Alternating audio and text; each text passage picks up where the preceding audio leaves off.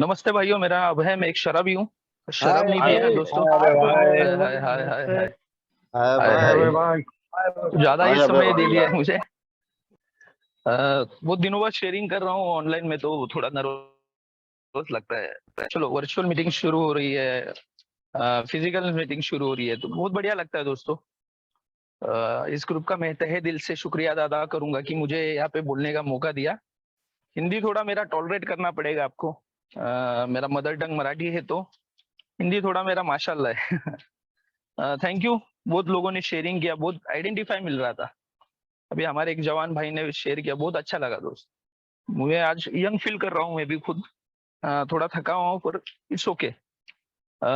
जी, जो टॉपिक है आज का, trust God, clean house, help other, ये बहुत ही इंटरेस्टिंग टॉपिक है दोस्तों। ये 1937 में फरवरी में डॉक्टर बॉब ने हमको प्रिस्क्रिप्शन दिया था। डॉक्टर बॉब मेडिकल फर्टिनिटी से थे, तो उन्होंने कुछ स्टडी किया होगा या उन्होंने कुछ अनुभव लिए होंगे। उस बुनियाद पे मुझे ये प्रिस्क्रिप्शन दिया, बिकॉज हमारे यहाँ पे बोला जाता है कि it is a disease, it is a some kind of illness.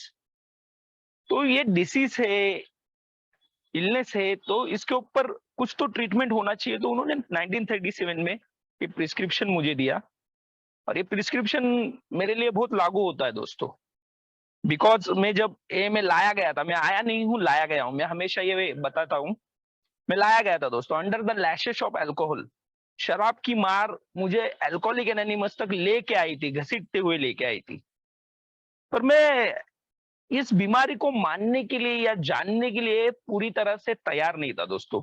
Because मैं उस मीटिंग में क्यों लाया गया था, मुझे रिहैब से बचना था, मुझे फिर से खड़ा होना था, मुझे फिर से मेरा एम्पायर, मेरा बिजनेस मुझे चाहिए था। इसके लिए मैं कुछ कंडीशनल सरेंडर पे या क्राइसिस टू क्राइसिस सरेंडर पे वहां पे पहुंच गया था।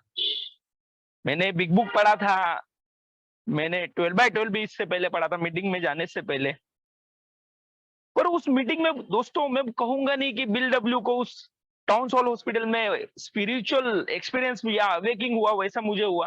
पर मुझे कुछ समझ में आ रहा था कि ये जो बंदे बोल रहे हैं ना, ये जो बंदा बात कर रहा है, ये तेरी कहानी बता रहा है। जो हुआ नहीं हो सकता है, या जो हो चुका है उसे अगर दोहराना नहीं है, तो इनके बताए हुए रास्ते पे चलना पड़ेगा। तो यस, मैं वहां पे पहुंच गया था, मुझे वेलकम किया गया। दुनिया की दो सबसे महंगी चीजें मेरे पिताजी, मेरा बाप मुझे बोलता था, लव एंड होप, उस मीटिंग में मुझे मिला। प्यार मिला, मुझे एक उम्मीद मिली कि तू कर सकता है, तू फिर से खड़ा रह सकता है।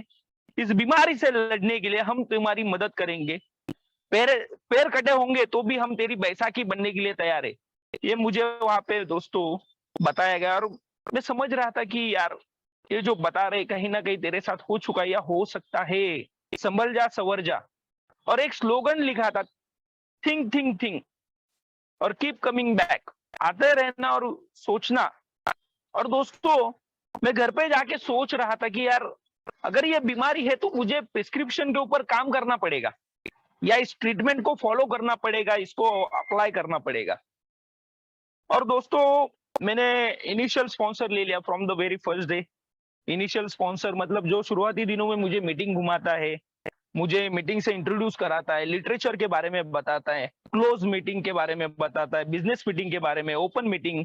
तो ये मैंने समझ लिया था दोस्तों, और मैंने रट्टा मार लिया था।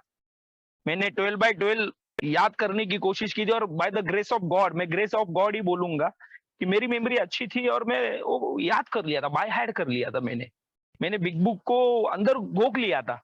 बिल क्या कहता है, बॉब क्या कहता है, डॉक्टर विलियम डी सिल्कवर्थ क्या कहता है, कि रोलैंड हैजार्ड क्या कहना चाह रहा था, ये सब मेरे को याद हो गया था। और मुझे लग रहा था कि yes, I got that formula. मुझे ये फॉर्मूला मिल गया है, और मैं ये प्रिस्क्रिप्शन अप्लाई कर रहा हूँ। और दोस्तों, सब अलबेल था, क्योंकि मैं दारू से दूर हो रहा था और मेरी जिंदगी फिर से ठीक हो रही थी, ऐसे मुझे लग रहा था। मुझे लग रहा था मैं मीटिंग करता था, 90 मिनट की मीटिंग करता था मैं। मुझे शेयरिंग सुनना, शेयरिंग करना बहुत अच्छा लगता था। मैं शेयरिंग से प्रभावित होता था, और शेयरिंग करने के लिए तो मैं उतावला रहता था दोस्तों। और जोर जोर से शेयरिंग करता था मैं, और बहुत लोग तालियां बजाते थे। ओल्ड टाइमर आते थे और बोलते थे, यार ये बंदे में दम है, ये बंदा कुछ करेगा। पर ये बंदा अंदर से परेशान था यार, ये बेचैन था, चिड़चिड़ा था, जिसे विलियम डी सिल्वर कहता है ना, रेस्टलेस, इरिटेड एंड डिसकंटेंट। ये फैक्टर मेरे में था, मैं अंदर से खुश नहीं था। मैं दिखावा कर रहा था कि सब ठीक है, पर मेरी एम्बिशंस बढ़ रही थी, मेरा ईगो बढ़ रहा था, मेरा प्राइड बढ़ रहा था, मेरा जेलिसी फैक्टर काम कर रहा था, मेरा रिजनमेंट डे बाय डे इंक्रीज हो रहा था, मेरे फियर्स मुझे सोने नहीं दे रहे थे। मुझे लग रहा था कि मैं 90 मिनट्स का मीटिंग करता हूं, मतलब इस प्रिस्क्रिप्शन को, इस प्रोग्राम को फॉलो कर रहा हूं, मैं इनके ऊपर विश्वास रखता हूं, बिकॉज मैं लोगों के ऊपर विश्वास रखता था, मेरा गॉड के साथ कभी जमा नहीं है यार। ये ट्रस्ट गॉड जो डॉक्टर बॉब कहता है ना, तो ये गॉड बोलते थे और मैं ये साला बोलता था ये डॉग है साले, ये डॉग है, ये गॉड वगैरह कुछ होता नहीं है। अगर गॉड होता तो इस अभय की वाट नहीं लगती थी, अभय को इतना स्ट्रगल नहीं करना पड़ता था, अभय की इतनी बेइज्जती नहीं होती थी, अभय का बाप अभय से छीन नहीं लिया जा सकता था, अभय की माँ को दूसरे के घरों में काम करने की नौबत नहीं आती थी, वो पापड़ बेचने नहीं पड़ते थे। तो ये गॉड वगैरह नहीं है, साले डॉग है। तो मैं गॉड को पहले मानता था पर अभी नहीं मान रहा था, बिकॉज मेरा बिलीव, मेरा ट्रस्ट, मेरा फेथ ये निकल चुका था यार। मुझे लगता था कि पीते समय दारू ही भगवान है और अब पैसा और मैं ही भगवान हूं, तो मुझे गॉड की जरूरत नहीं है। I will run my show, मैं मेरे जिंदगी को संभालूंगा, मुझे किसी भगवान, उच्च शक्ति, ईश्वर, इन संकल्पनाओं की जरूरत नहीं है यार। और मैं एक आई एम डायरेक्टर का फॉर्मूला में यूज कर रहा था। मैं 90 मिनट की मीटिंग करता था दोस्तों, और 22.5 घंटा मैं खुद ही ईश्वर बन गया था। मुझे लगता था कि शराब से दूर हूं मतलब मैं सोबर हूं, पर दोस्तों ये सोबरिटी का मीनिंग, डेफिनेशन समझने के लिए मुझे बहुत समय में बिताना पड़ा दोस्तों। बिल कहता है कि शराब से दूर हो मतलब आपकी जिंदगी की समस्या कम नहीं होने वाली, वो तो बढ़ने वाली है। Sobriety are just bare beginning, big book में लिखा है बिल ने। ये तो शुरुआत है यार, दारू रुकना मतलब शुरुआत है। तो मुझे लगता था ये अंत हो चुका है। मेन प्रिंसिपल्स को याद कर लिया हूं, knowing the programme and living the programme. Programme पता होना थोड़ा अलग होता है और जीना अलग है। मैं जी नहीं रहा था, मेरे पास एक्शन नहीं था, मेरे पास फेथ नहीं था, मेरे पास बिलीव नहीं था, मेरे पास ट्रस्ट नहीं था, और मैं अपनी जिंदगी को नैया को चला रहा था दोस्तों। और इसमें ही क्या हो गया, पर्सनल रिलेशनशिप खराब और खराब हो गए। पीते समय तो खराब ही थे, बिना पिए तो मैं dry drunk sober is like a tornado, big book कहता है। बिना शराब पिए तो मैं शैतान, हैवान बन जाता था दोस्तों। मेरी माँ बोलती थी अरे दारू पीता था तब तू शांति से सोता था यार, अभी बिना पिए तो तू यार उत्पात करता है। दंगल करता था मैं, दंगल, ये शब्द सही है मेरे लिए, दंगल। और मेरी माँ के वो वाक्य मुझे सोने नहीं देते थे। मेरी एम्बिशंस और वो किए हुए कांड दोस्तों मुझे सताते थे। रात रात भर में सो नहीं पाता था, करवटें बदलता था, टीवी चालू करके देखता था, कुछ बिग बुक की स्टोरीज पढ़ता था, पर साला वो मेरे को है ना सेटिस्फाइड नहीं कर पा रहे थे, या मेरे आत्मसम्मान को जाग नहीं कर रहे थे, और मैं कहीं ना कहीं डिस्टर्ब हो रहा था दोस्तों। और उसी बीच में मैं दोस्तों एक दिन इनिशियल स्पॉन्सर के पास गया और मैंने कहा कि कुछ अच्छा नहीं हो रहा है। तू तो बोलता है शेयरिंग में सब अच्छा है, फिर अच्छा क्यों नहीं हो रहा है? लोग कहते हैं अबे कैसा है, तो तू बोलता है yes I am fine fit, one day at a time. तू तो चीयर्स करता था, अभी क्या हो गया? तो बोला नहीं यार, अंदर से मैं सेटिस्फाइड नहीं हूँ। हैप्पी, जॉयस एंड फ्री जो 9 स्टेप के बाद हमें प्रोमिसेस दिए हैं, वो मेरे साथ फुलफिल नहीं हो रहे। मेरी दीवारें नहीं हंस रही, मेरी माँ नहीं हंस रही है, मेरे माँ के और मेरे संबंध आज भी तनावपूर्ण है, मेरे दोस्तों आज मुझे अपना नहीं रहे, ये समाज मुझे अपनाने के लिए तैयार नहीं है। तो करूं क्या मैं? तो मुझे बताया गया कि तू ए का प्रोग्राम कर रहा है क्या? तो मैं बोला yes I am do it. Daily meeting करता हूँ, डेली बिग बुक पढ़ता हूँ, डेली एस बिल सीजिट पढ़ता हूँ। डॉक्टर बॉब क्या कहता है बताऊं मैं आपको, बिल क्या कहता है बताऊं मैं आपको, विलियम डी सिल्कवर्थ का बीमारी का मैं डेफिनेशन बताऊं आपको? तो बोला ये बता मत, ये बताने का या बोलने का प्रोग्राम नहीं, ये जीने का प्रोग्राम है। सोबर रहना और सोबर जीना, इसमें बहुत बड़ा अंतर है दोस्त। ये मुझे उस वक्त उन्होंने समझाया और मुझे बोला कि ए का प्रोग्राम मतलब शराब से दूर रहने का प्रोग्राम नहीं, ये शराब बंदी का प्रोग्राम नहीं है, शराब मेरी बंद हो चुकी है, 25 साल हो चुके हैं यार, फिर भी मैं एक प्रिंसिपल्स को फॉलो कर रहा हूँ, एक ही मीटिंग कर रहा हूँ, स्पॉन्सर के टच में हूँ। मतलब शराब में बीमारी नहीं है, बीमारी तुझ में है। दारू पिया इसके लिए वजह से तू बीमार था ही नहीं, बीमार था इस वजह से तू दारू पी रहा था यार। तो तुझे अभी भी समझ में नहीं आ रही है? तेरे आइडियाज, तेरे इमोशंस, तेरे एटीट्यूड को बदलना पड़ेगा। तू ये गेम तेरे हाथ से निकाल, तू ये ऑपरेट मत कर, तू रिमोट छोड़ दे। जब तक तू खुद अपनी जिंदगी चलाएगा, सेल्फ विल रन राइड होने वाला है। जिंदगी में दंगल, परेशानियां, कठिनाइयां आने वाली है। अभय के पास तकलीफें क्यों आती है? तो ये तकलीफें अभय खुद निर्माण करता है। मैं खुद तकलीफों को दावत देता हूं और इसी वजह से मैं स्ट्रेस में रहता हूं, मैं डिस्टर्ब रहता हूं, मैं रेस्टलेस होता हूं दोस्त। ये मुझे बताया गया और बताया गया कि 90 मिनट की मीटिंग मतलब एक का प्रोग्राम नहीं है, एक का प्रोग्राम मतलब ए वे ऑफ लाइफ, जिंदगी जीने का राजमार्ग है ये। इसे 24/7 365 डेज अप्लाई करना पड़ेगा। तुझे स्पॉन्सर की जरूरत है। मैं हमेशा कहता हूं big book is my sponsor, but वो बिग बुक प्रैक्टिकली तुझे बताएगा, पर जो ये बंदा बिग बुक के बताए हुए नुस्खों के ऊपर, इन कदमों के ऊपर, इस प्रिस्क्रिप्शन को फॉलो कर रहा है, उससे मदद मांगनी पड़ेगी। तो वो मैं गया स्पॉन्सर के पास, एक बंदे को पूछा मैंने यार कि यार मुझे ये आपके जैसा जिंदगी जीना है, मुझे अच्छी जिंदगी जीना है। मेरी बहन मुझसे आज भी ठीक से बात नहीं करती, मेरा वाट लग गया है, मेरे personal relationship hurt to hurt नहीं हो रहे, मैं कुछ बोलना कुछ चाहता हूँ और ये बोलते कुछ है। मतलब क्या हो रहा है? माइल एडजस्टिंग टू लाइफ, जिंदगी के सुर नहीं मिल रहे, हार्ट टू हार्ट कनेक्शन नहीं हो रहा है। तो वो हंसे और बोले यस, ये मेरे साथ भी होता है। तो हम क्या करेंगे कि सबसे पहले मुझे ये तू बता कि तेरी लाइफ अनमैनेजेबल हुई है क्या नहीं? मैं बोला यस। तो क्यों हुई है? तो मैं बोला दारू पीने की वजह से। बोलता है नहीं, पहले ये अनमैनेजेबिलिटी आई, फिर दारू आई, पहले ये अस्त व्यस्तता आई, और इस अस्त व्यस्तता को दूर करने के लिए मैंने दारू का सहारा लिया। और दोस्त मुझे ये भी बताया गया कि इस अनमैनेजेबिलिटी को मैनेज करने का, रिकंस्ट्रक्ट करने का काम तू नहीं कर सकता। Lack of power is our dilemma. शक्ति का अभाव है तेरे पास। अरे 17वें साल में शुरू हुई शराब तू नहीं रुका पाया, तो इस जिंदगी को कैसे चलाएगा? इस फेलोशिप के पास तुझे आना पड़ा, इस फेलोशिप से मदद मांगनी पड़ी, इन भाइयों के पास जाना पड़ा। तो तुझे ये जिंदगी चलाने के लिए किसी उच्च शक्ति का सहारा लेना होगा या गॉड के पास जाना होगा। और मेरी तलवारें निकल जाती है दोस्तों मयान में से।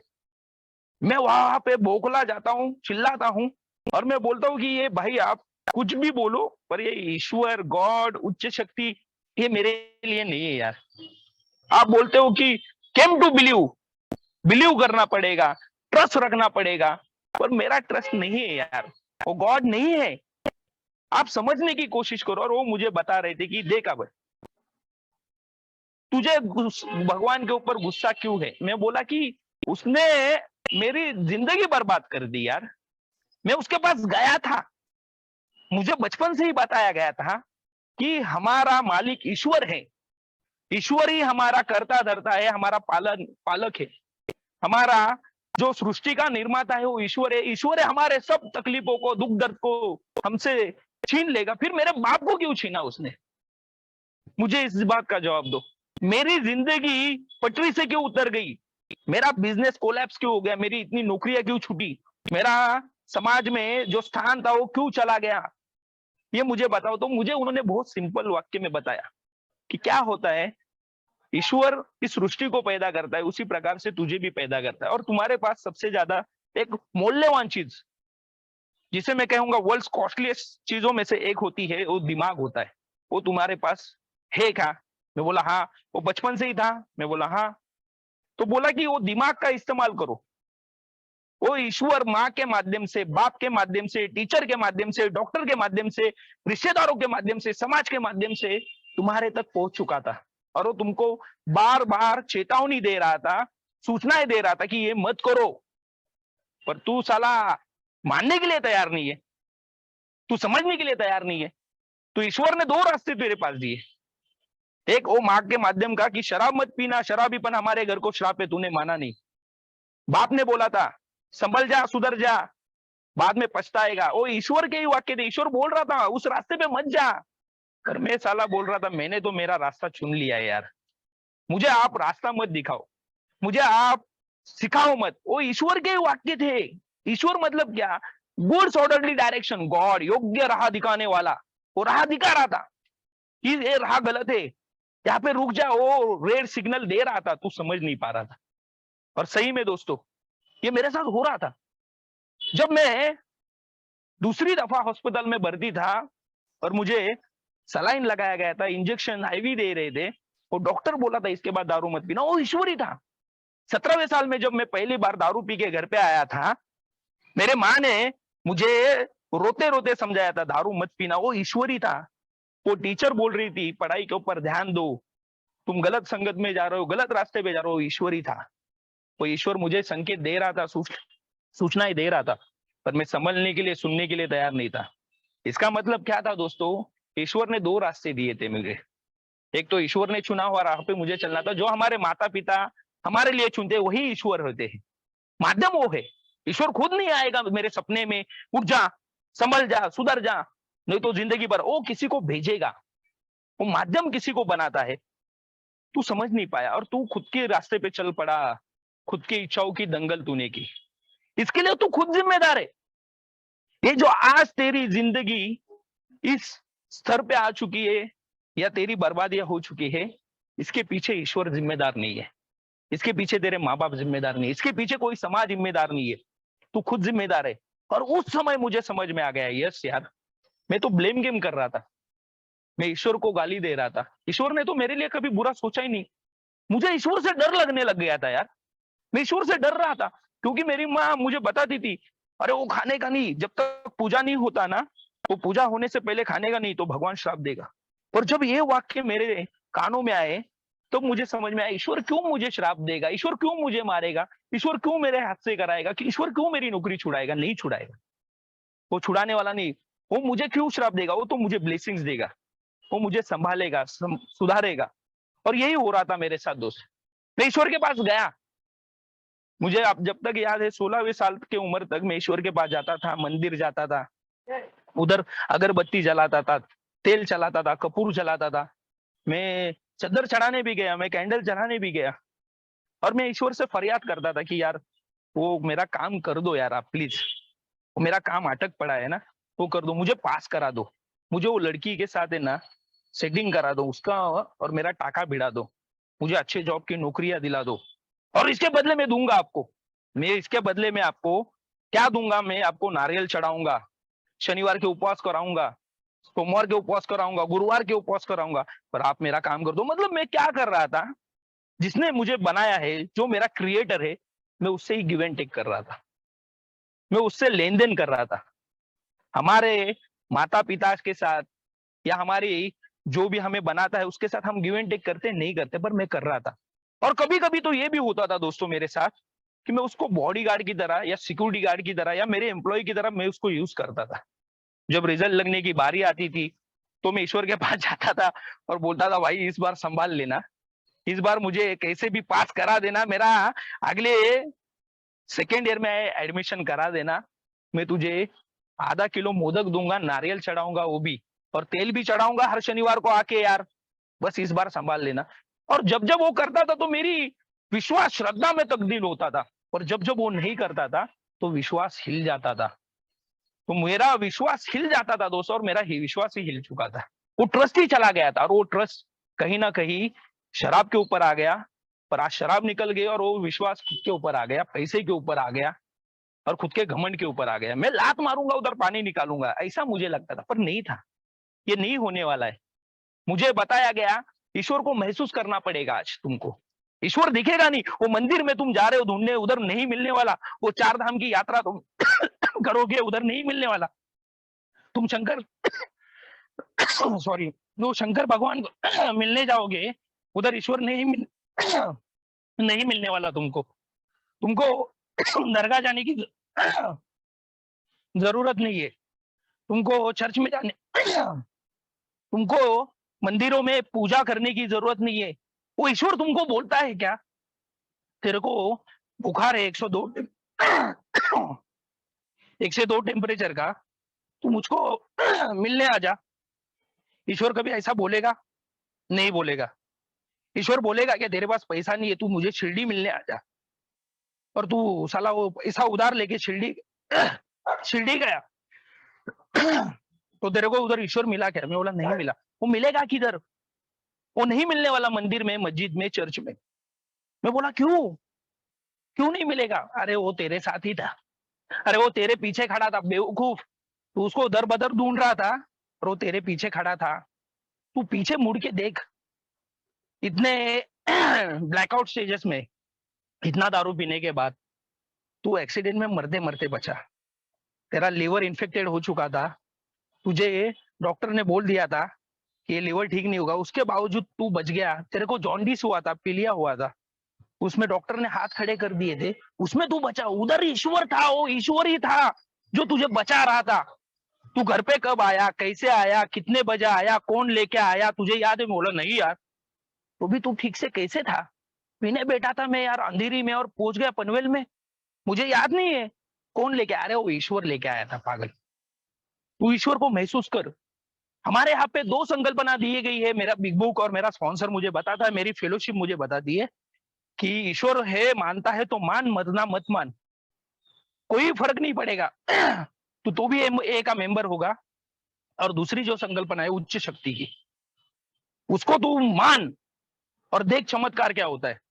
मैं बोला ये उच्च शक्ति, जैसे एबीटी ने बिल को दिया था कि गॉड ऑफ योर अंडरस्टैंडिंग, ये सबसे बड़ा लिबर्टी ए ने मुझे दिया दोस्तों, कि मेरे समझ का ईश्वर मैं खुद निर्माण कर सकता हूं। ये सबसे बड़ा स्वतंत्र ए ने मुझे दिया दोस्तों। ये फ्रीडम मुझे बाहरी दुनिया, मेरी माँ नहीं देती है यार, ये ए ने दिया।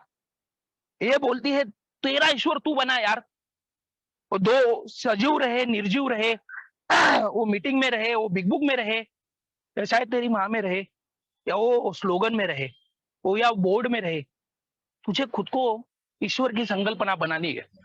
और ये चीज दोस्तों, ये चीज है ना, ये मेरे लिए टर्निंग पॉइंट होती है, ये मील का पत्थर साबित होती है। यस, मैं इससे पहले मेरे माँ के साथ मंदिर में जाता था और मेरी माँ बोलती थी अरे पैर पड़ साले तू, तेरे को समझता नहीं है। मैं कोई धार्मिक प्रोग्राम में जाता था और उधर बोलते थे हाथ पैर जोड़ो पहले, इस भगवान के पैर पड़ो। अरे मैं बोलता था क्या यार, वो पत्थर में भगवान है क्या यार, इस मूर्ति में भगवान है क्या, उस फोटो में भगवान है क्या? और इधर ऐसा नहीं बोला यार, ये मैं कभी बोला नहीं मुझे कि पैर पड़, हाथ जोड़, नमस्कार कर, नहीं बोला। ये ने बोला जिस प्रकार से हवा नहीं दिख सकती उसी प्रकार से तेरा भगवान भी तुझे दिखेगा नहीं। दिखेगा कैसे?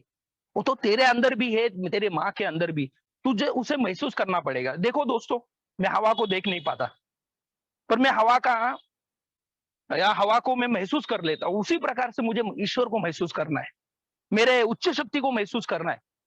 वो उच्च शक्ति तेरे साथ आज भी है और हमेशा रहेगी, तुझे रास्ता दिखाएगी।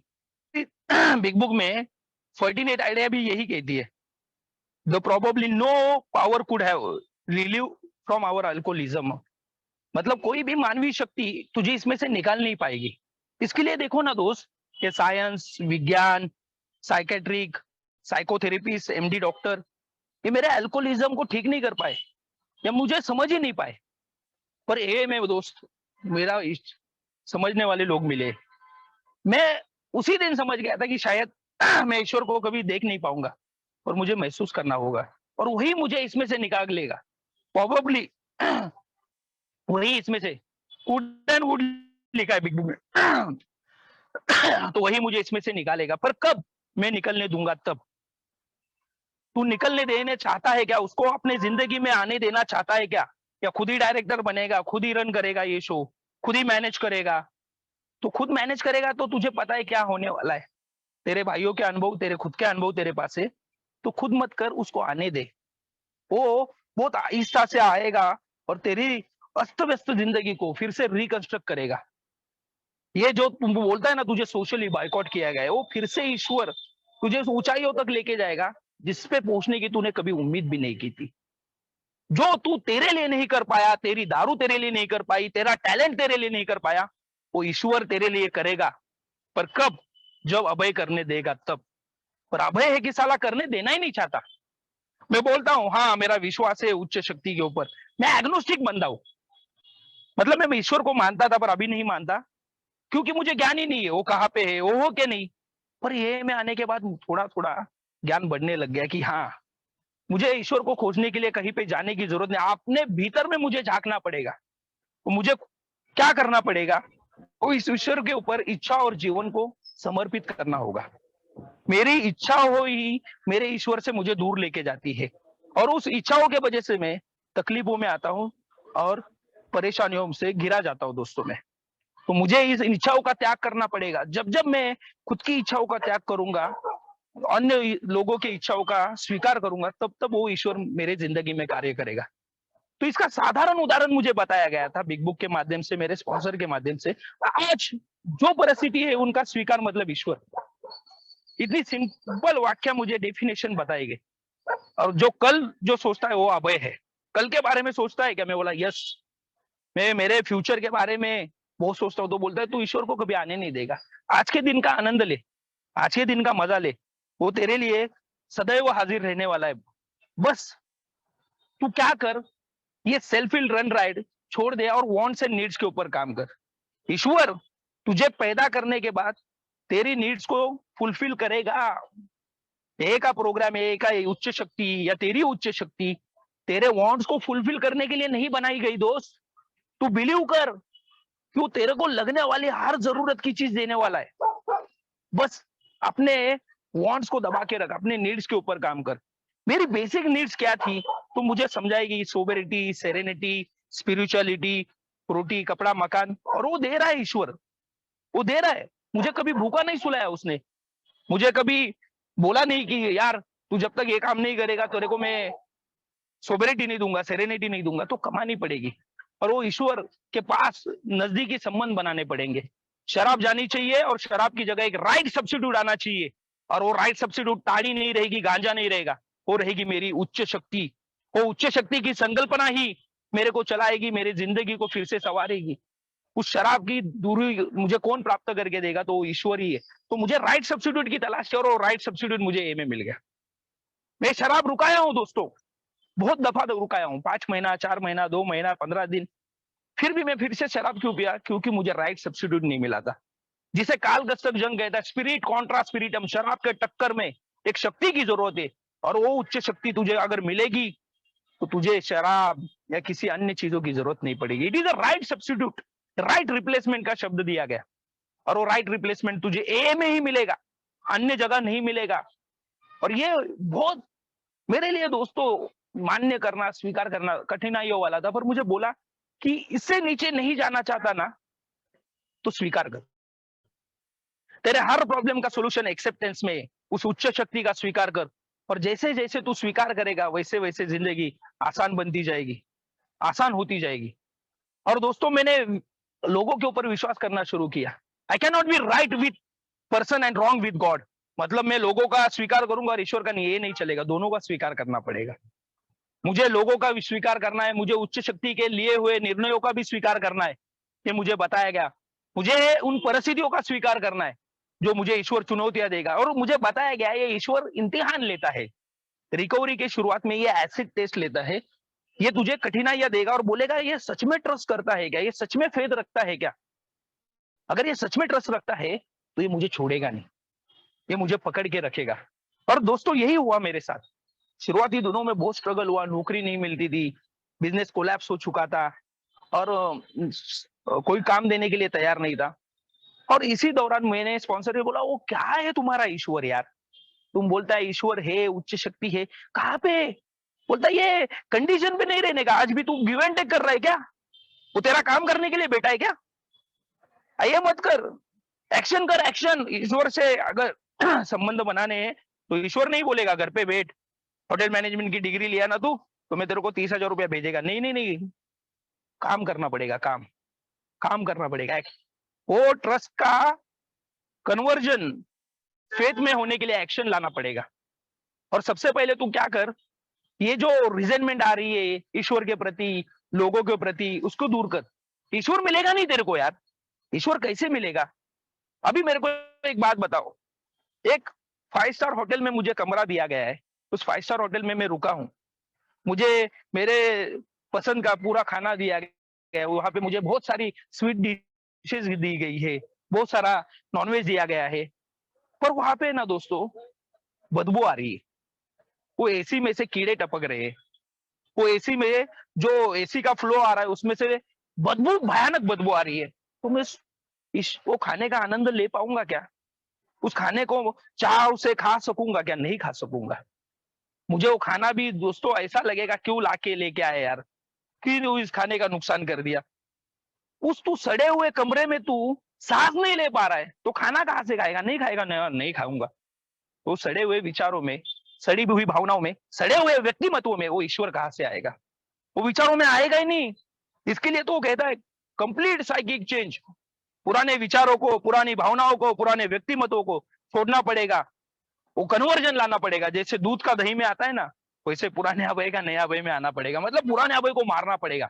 हमारे बिग बुक में mister Jekyll and doctor hide की कहानी दी गई है। अबे अभय को मैं मार नहीं पाऊंगा, तो मुझे क्या करना है? इस गुस्से को मारना है, इस डर को मारना है, इस जेलेसी को मारना है, इस सेक्सुअलिटी लस्ट को मारना है। तो मुझे क्या करना पड़ेगा? मुझे सबसे पहले खुद की खोज लेनी पड़ेगी। मैं ऐसा बोखलाया हुआ शराबी हूँ, पागल शराबी हूँ, कि मैं हर जगह ईश्वर को ढूंढने निकला हूँ और साला वो ईश्वर मिल ही नहीं रहा है। तो ईश्वर क्या कहता है? सबसे पहले अबे तू खुद को ढूंढ, फिर मेरे पास आ। तू खुद को ढूंढ यार, तू खुद को ही नहीं ढूंढ पा रहा है। तूने लोगों को ढूंढ लिया है, समाज कैसा है, वहां कैसा है, वो ईश्वर कैसा है, मैं अनुमान लगा लेता हूँ, पर मैं कैसा हूँ साला? मेरा व्यक्तिमत्व कैसा है, मेरे विचार कैसे, ये मुझे देखना पड़ेगा। क्लीन हाउस करना पड़ेगा।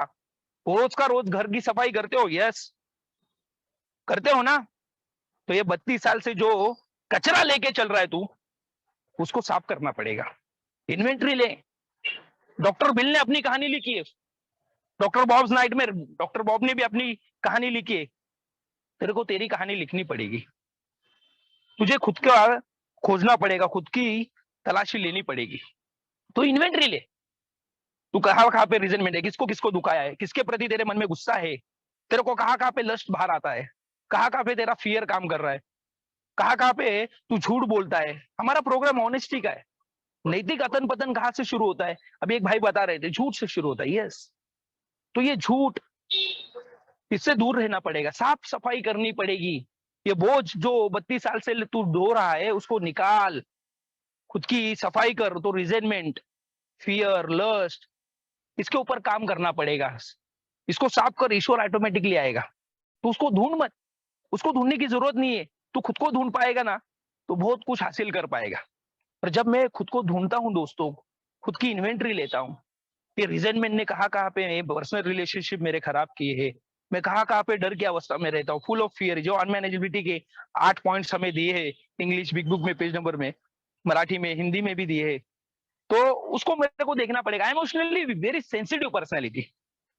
मुझे कभी भी गुस्सा आता है, कभी भी मेरा प्यार उफान पे आ जाता है, तो मुझे मेरी भावनाओं को मेरे नियंत्रण में नहीं रख पाता। मुझे डर सताता है दोस्तों हमेशा। मेरी बीवी का फोन भी बिजी आया तो भी मुझे डर लगता है, इसका कहीं पे चक्कर तो नहीं है। मेरे अनहैप्पी हूं मैं, दुखी हूं, मिजरी एंड डिप्रेशन का शिकार हूं, डिप्रेशन है मुझे। तो इसमें से ईश्वर निकालेगा कहाँ पे डिप्रेशन में है, कहाँ पे फियर है, कहाँ पे अनहैप्पी है, कहाँ पे पर्सनल रिलेशनशिप खराब है, कहाँ पे तू real help to other people नहीं कर पाता। वो करना पड़ेगा, रिजेंटमेंट की लिस्ट बनानी पड़ेगी, फियर निकालना पड़ेगा, वो राइट इट डाउन करना पड़ेगा। और दोस्तों जब मैं ये करने की कोशिश करता हूँ, तो मुझे समझ में आता है कि यार इतना कचरा मैं लेके घूम रहा हूँ यार, मुझे सफाई करनी जरूरी थी। और यही कारण था कि मैं फिर से ड्राई ड्रंक सोबर होता था, या फिर से मैं शराब को उठा लेता था। तो मुझे खुद की इन्वेंट्री लेनी जरूरी है। एक का प्रोग्राम मुझे बताता है कि भाई तू तेरी इन्वेंट्री लेने के बाद तू कैसे महसूस करेगा, ये हम शब्दों में नहीं बता पाएंगे। वो तू खुद महसूस करने के बाद तेरे स्पॉन्सर, तेरे फेलोशिप को तू बताएगा। और यही हो रहा था दोस्तों मेरे साथ। मैं केवल फिजिकली न्यूड नहीं हो रहा था, तो मेंटली और इमोशनली न्यूड हो रहा था। मैं मेरी भावनाओं को किसी ऐसे व्यक्ति के सामने रख रहा था जो मुझे समझ के ले रहा था। मैं वो कचरा साफ करने के लिए तैयार हो चुका था, जो मैंने बरसों से मेरे दिमाग में जमा करके रखा था। वो गुस्सा, वो गुस्सा बढ़ते जा रहा था। ये गुस्सा सामान्य लोगों के लिए क्या है, तो ये लग्जरी है, डुप्लीकेट लग्जरी बिल कहता है। मेरे लिए क्या है, it is a number 1 criminal offender. ये क्रिमिनल ऑफेंडर है, इसको लेके तू चल मत, इसको निकालना पड़ेगा। और ये रिजनमेंट क्या होता है दोस्तों, डे बाय डे बढ़ते जाता है। तो मुझे बताया गया कि ये क्लीन हाउस करने के लिए प्रेयर कर। प्रेयर ये मेरे लिए सबसे बड़ा टूल्स मुझे दिया गया। जिसके जिसके प्रति तेरे को रिजनमेंट है, उसके लिए तू प्रे कर। जो जो तुझे चाहिए वो उनके लिए मांग। ये मांगना पड़ेगा, करना पड़ेगा, और ऑनेस्टली कन्फेस करना पड़ेगा। कचरा थोड़ा रखा, थोड़ा रखूंगा, बाद में करूंगा, नहीं चलेगा। ए का प्रोग्राम सीधा बताता है, half measure awaking, nothing happen, आधे अधूरे उपाय से कुछ नहीं होने वाला, पूरा ही करना पड़ेगा, पूरा कचरा निकालना है। नहीं तो तू बोलेगा ये वो सेक्सुअलिटी की बात कैसे बताओ, नहीं नहीं नहीं, करना पड़ेगा। वो लश का बात कैसे बताओ, बताना पड़ेगा। नहीं नहीं, वो मैं कैसे बताऊंगा, वो माँ के प्रति रिजनमेंट है, वो बीवी के प्रति है, वो दोस्त के प्रति है, वो भाई के प्रति, नहीं करना पड़ेगा यार। जब तक तू पूरी तरह से घर सफाई ग्रह सफाई करेगा नहीं, तब तक तू ठीक से रिकवरी में नहीं आ पाएगा। तुझे ये करने के बाद बहुत अच्छा महसूस होने वाला है। और जब जब मैं कर रहा था दोस्तों, तब मुझे अच्छा लग रहा था, बहुत अच्छा लग रहा था। और मुझे बताया गया कि ये कैरेक्टर डिफेक्ट्स को भी निकालना है तेरे, जो मेरे साथ बचपन से ही थे। जैसे जैसे शराब बढ़ती है, वैसे वैसे ही उम्र के हिसाब से कैरेक्टर डिफेक्ट्स भी बढ़ते। मैं बचपन से ही बिना शराब पिए भी झूठ बोलता था, मैं गाली देता था, मैं चोरी करता था, मैं मारामारी करता था। पर ये शराब पीते पीते और बढ़ गए। तो आज शराब रुकी है, मतलब ये निकलने वाले नहीं निकलने वाले, और ये तू नहीं निकाल पाएगा, तू कर ही नहीं पाएगा। ये कोयले का व्यापार है, इसके अंदर हाथ काले मत करो, वो उसको करने दो। वो तेरा काम कर, वो उसका काम करेगा, और उसके बाद तू उसका काम कर, वो तेरा काम करेगा। ये मुझे बताएगा। और मुझे बताया गया कि ये कैरेक्टर डिफेक्ट्स, इसकी लिस्ट बना, जिन लोगों की दुखाया है, तकलीफ दी है, उनकी लिस्ट बनाई, वैसे ही ये कैरेक्टर डिफेक्ट्स की लिस्ट बनाओ।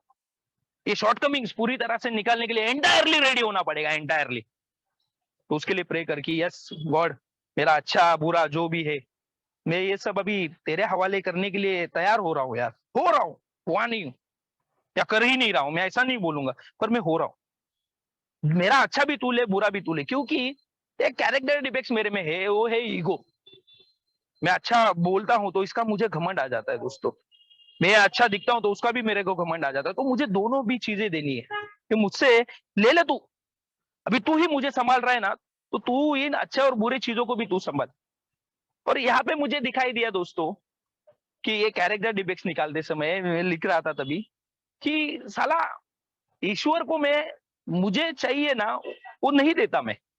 जैसे कि झूठ, मैं काहे के लिए ईश्वर को दूं, झूठ से फायदा होता है, तो झूठ से नुकसान भी होता है। अरे आलस, आलस रहना चाहिए, थोड़ा तो आलसी रहना चाहिए ना, आदमी आदमी हूं ना यार, थोड़े बहुत स्वभाव दोष तो होने चाहिए। तो मुझे समझ में आया कि इस आलस की वजह से बहुत ज्यादा नुकसान हुआ है। इस आलस ने मेरे बहुत काम बिगाड़े, इसके वजह से मैं झूठ बोला हूँ, मेरा काम चला गया है, मेरे प्रोजेक्ट चले गए हैं। तो मेरे स्पॉन्सर ने बोला कि अगर तू गृह सफाई करना चाहता है तो उस स्वभाव दोष के सामने सब उदाहरण लिखना, और वो उदाहरण तुझे बताएंगे कि कहाँ कहाँ पे उस स्वभाव दोष ने तुझे नुकसान दिया है। फिर तू पूरी तरह से देख तैयार हो जाएगा। क्या रहता है दोस्तों, मुझे देखना पड़ता है कि ये स्वभाव दोषों की वजह से कहाँ कहाँ पे मेरा नुकसान हुआ है। और सबसे ज्यादा जरूरी चीज है कि भाई मैं अमेंड्स करने के लिए तैयार हूं क्या, मतलब जो मेरे रिलेशनशिप भी खराब हो चुके हैं, या मेरे समाज में जो लोगों के साथ अनबन हो रही थी, उसके वहां पे मैं कौन जिम्मेदार था, तो मैं। तो मुझे यहाँ पे बताया गया कि अब माफी मांग रहा है तू, या रिश्ते सुधार रहा है तू, या तू पूरी तरह से फिर से नागरिक बनने के लिए तैयार है, या रिकंस्ट्रक्ट करने के लिए तैयार है, तो तू तेरे मोटिव चेक कर। क्योंकि माफी मांगने का काम है रेस्टिट्यूशन, जिसे ऑक्सफोर्ड ग्रुप कहता है, वो मैंने इससे पहले बहुत बार किया था यार, बहुत दफा किया था।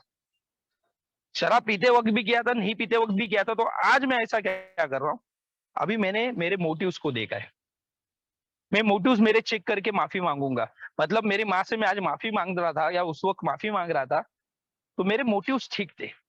मतलब इससे पहले मैं जब जब माफी मांगता था, वो रिलेशनशिप को सुधार रहा था, वो गंदगी को निकालना चाहता था, या फिर वो मेरे माँ से मैं अच्छे से बात करता था, तो उसके पीछे मोटिव्स मेरे खराब थे दोस्तों। क्या थे, मेरी माँ मेरे नाम पे प्रॉपर्टी करनी चाहिए, मेरी माँ मेरा समाज में अच्छा-अच्छा बोलना चाहिए, रिश्तेदारों में अच्छा-अच्छा बोलना चाहिए, मेरा बेटा अच्छा है, मेरा बेटा सुधर चुका है, ये बोलना चाहिए। तो ये आज नहीं होना चाहिए। वो इसके लिए तू वो कैरेक्टर डिफेक्ट्स को क्लीन कर रहा है। वो डिफेक्ट्स ऑफ कैरेक्टर है, वो बॉर्न डिफेक्ट्स है यार। तो उसको क्लीन करने के लिए तुझे केवल और केवल ईश्वर बिग बुक फेलोशिप मार्ग बताएगी, उसके ऊपर चल। और वो मार्ग को मैंने स्वीकार करने की कोशिश की दोस्तों। और जब मैंने मेरे मोटिव्स चेक किए तो मैं आपसे माफी मांगने जा रहा था, तो उस वक्त मेरे दिल में ये नहीं था कि आज मेरी मैं माफी मांगूंगा तो मेरी माँ चेक निकाल के साइन करेगी और बोलेगी ले ले बेटा सुधर गया तू। या मैं मेरी गर्लफ्रेंड से माफी मांगूंगा तो ये नहीं बोलेगी चलो आज लॉज पे जाएंगे। या मैं मेरे दोस्त से माफी मांगूंगा तो वो बोलेगा चल कोई बात नहीं चलो चाय पीने जाएंगे। वो माफ करे ना करे, वो उनका मार्ग है, उनका चॉइस है। मेरे रिकवरी के लिए, मेरे सेरेनिटी के लिए, मेरे सोबरिटी के लिए, मेरे स्पिरिचुअलिटी को मेंटेन करने के लिए मुझे ये करना है। वो करे ना करे उनकी राय है या उनका डिसीजन है। मुझे ये करना है, मेरा रास्ता मुझे साफ करना है। जो रास्ते पे मैंने गंद फैला दी थी वो रास्ता मुझे ही साफ करना पड़ेगा, कोई और नहीं करेगा। मुझे समाज के अन्य लोगों से भी माफी मांगनी पड़ेगी। जो रिश्ते खराब हो चुके हैं उनको सुधारने पड़ेंगे। तो उसके लिए मेरे ईगो को मुझे साइड रखना पड़ता है, मेरे प्राइड को मुझे साइड रखना पड़ता है, ईगो को कुचलना पड़ता है, मसलना पड़ता है यार।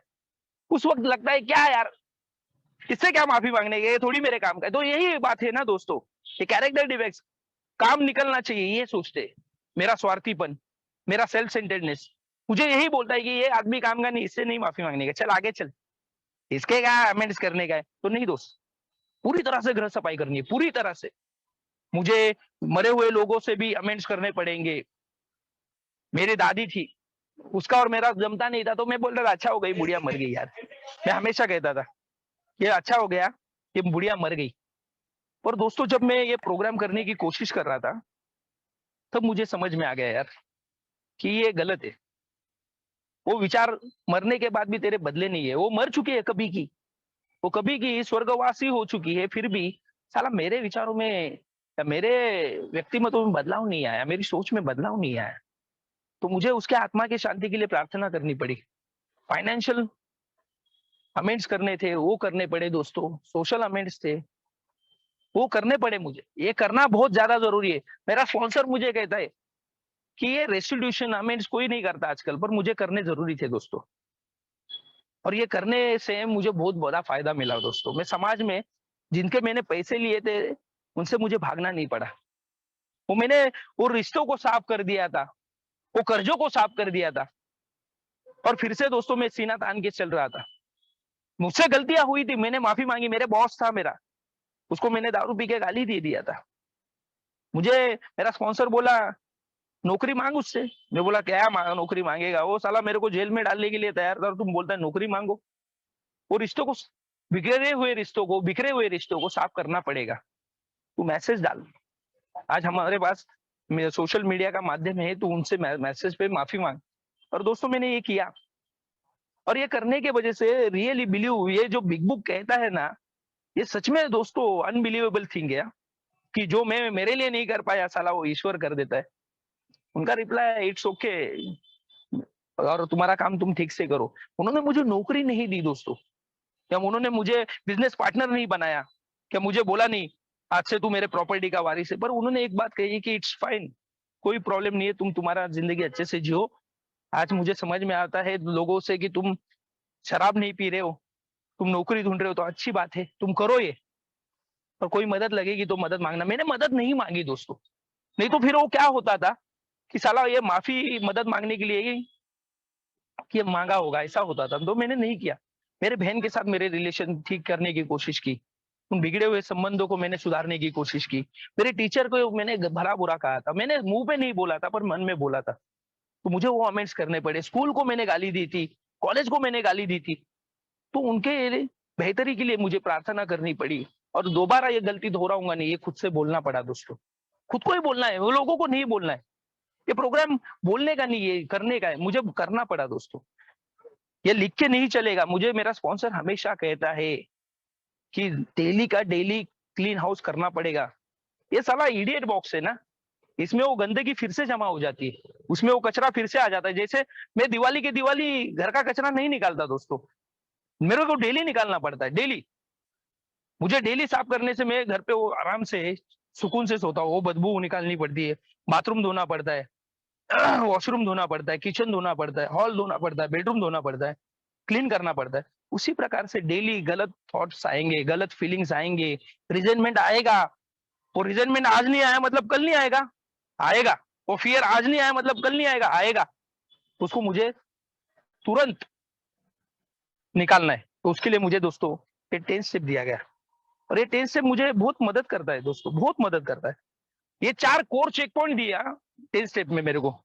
मैं सेल्फिश कहाँ पे हूँ, मैं सेल्फ सेंटर्ड कहाँ पे हूँ, मैं रिजनमेंट में हूँ क्या, मैं फियर में हूँ क्या, मुझे डेली चेक करना पड़ता है। क्योंकि ये 4 चीजें मेरे दिमाग में कचरा पैदा करती है दोस्तों, और फिर से मुझे वही पुराना अभय के पास लेके जाती है, मेरे को भगवान से दूर लेके जाती है ये 4 चीजें यार। मैं सेल्फिश हूँ, मैं सेल्फ सेंटर्ड हूँ, मैं रिजनमेंट में आता हूँ, मैं फियर में आता हूँ, और फिर मैं ही ईश्वर बन जाता हूँ। और फिर से वो कचरा फिर से वो गंदगी फैलाना शुरू करता है, पुरानी दुनिया में लेके चला जाता है। तो मुझे ये तुरंत करना पड़ता है दोस्तों। और मुझे एक बहुत अच्छी आदत लगाई, मेरे एक दोस्त थे जिनके मैं स्पॉन्सर की तरह ही मानता हूँ। उन्होंने मुझे बोला कि ये कचरा है ना लिखने का, निकालने का ठीक है, पर ये सोबरिटी का ग्राफ डेली चेक करने का क्या रहता है। 4 दिन पहले मैंने क्या गंद फैलाई थी, 5वें दिन मुझे याद नहीं रहती। हाँ, मैं अमेंड्स कर लेता हूँ, मैं माफी मांग लेता हूँ, मैं नुकसान भरपाई भी कर देता हूँ, पर साला वो फिर से गलती होती है। तो वो पढ़ने का, डेली पढ़ने का, और कॉन्शियस कांटेक्ट गॉड से मांगने का। 24 घंटे का प्लान रेडी होना चाहिए।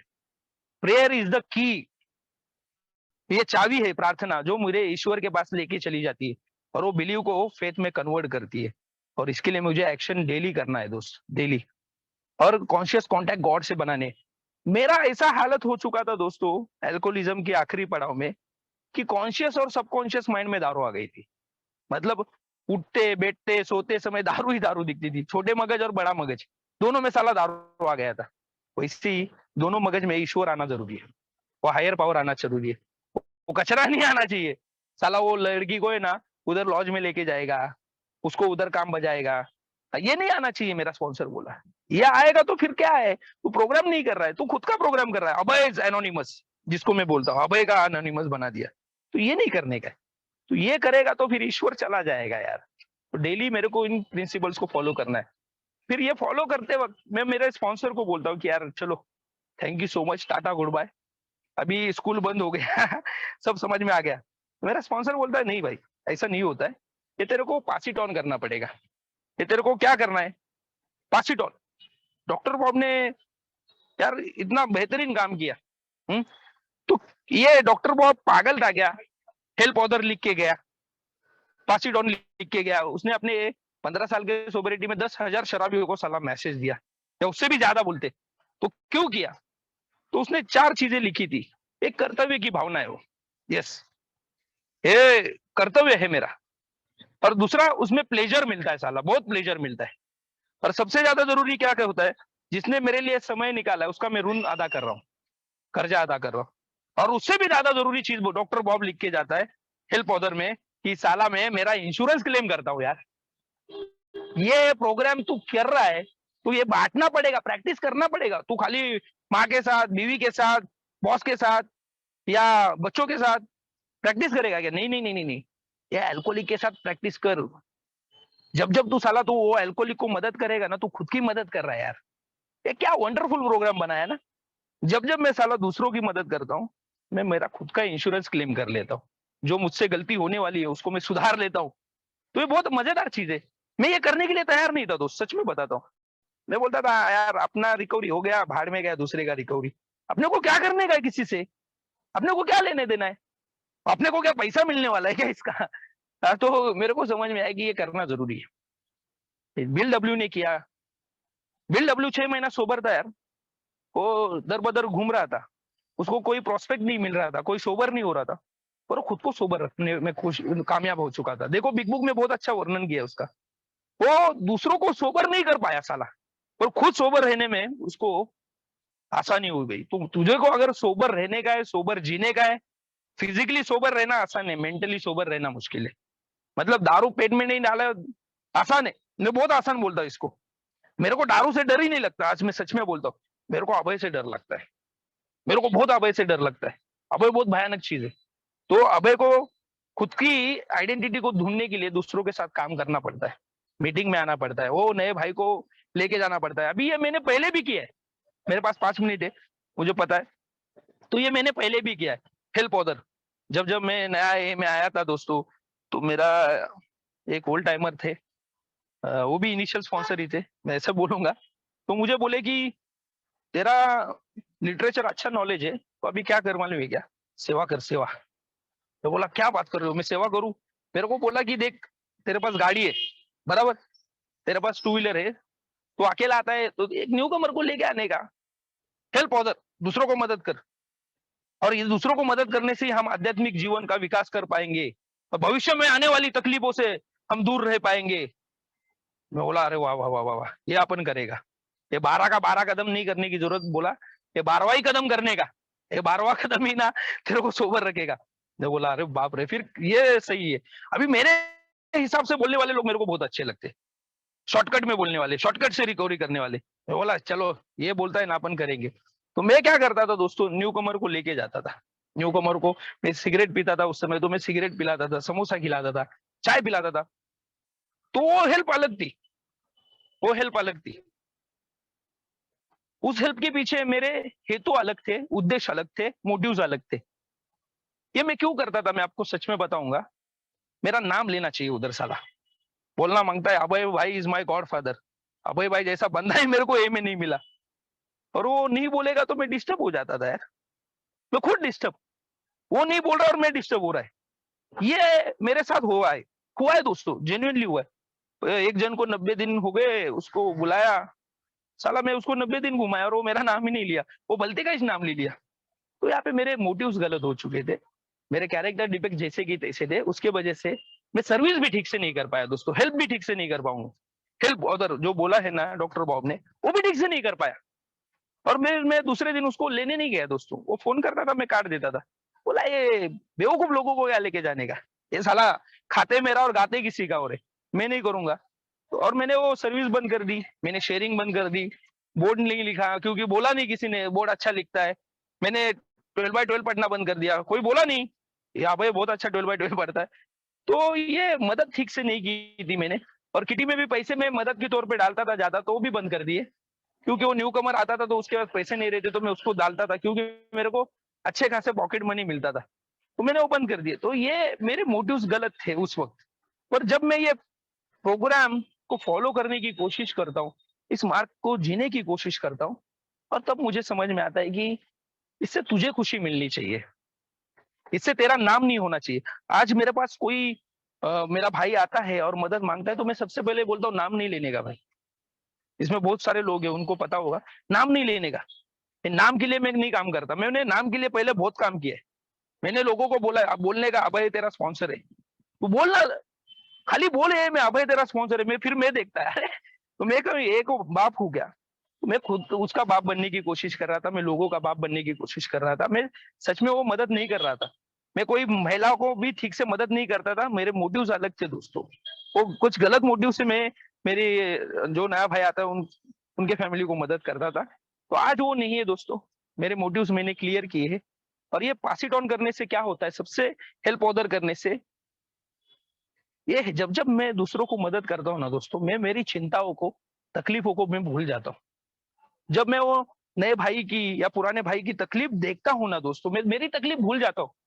It is the eighth miracle of this world, 8वां अजूबा है, मैं बोलूंगा 8वां चमत्कार है, कि यार इस प्रोग्राम में वो जादू है, कि जब जब मैं मेरे भाई का दुख सुनता हूँ, मेरा दुख मैं भूल जाता हूँ।